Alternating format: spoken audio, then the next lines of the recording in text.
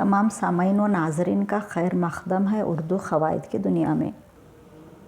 आइए आज के इस वीडियो में हम ख़ाफ़िया व हम रदीफ़ जानने और समझने की कोशिश करते हैं कि नज़म और गज़ल में हम ख़ाफ़िया और हम रदीफ़ कैसे पहचानें और कैसे इनको अलग करें, ये हम आज देखेंगे।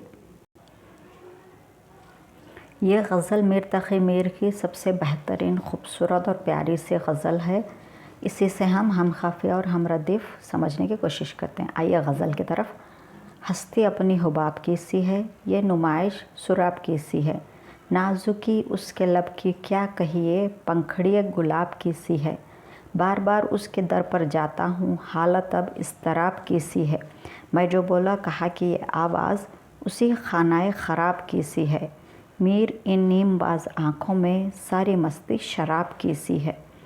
तो ये तो हो गई गज़ल। आइए अब जान लेते हैं हम ख़ाफ़िया और हम रदीफ़। दो लाइनों को मिलाकर एक शेर बनता है, ये तो आप जानते हैं।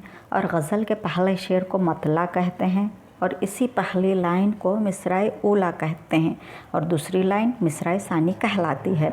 गज़ल के इन्हीं मिसराए सानी में जो अल्फाज हैं जैसे कि सुराब, गुलाब, इस्तराब, ख़राब, शराब, ये आवाज़ हम वज़न आवाज़ कहलाते हैं और यही अल्फाज ही हम ख़ाफ़िया कहलाते हैं। तो आप इस तरह से आसानी से गज़ल और नज़म में हम ख़ाफ़िया अल्फाज को ढूंढ सकते हैं। और मिसराए सानी में जो अल्फाज की सी है बार बार आए हैं, ये सेम वर्ड्स हैं, तो इन्हें ही हम रदीफ़ कहते हैं। तो अल्फाज जो सेम होते हैं वो हम रदीफ़ कहलाते हैं और जो हम वज़न होते हैं वो हम ख़ाफ़िया कहलाते हैं।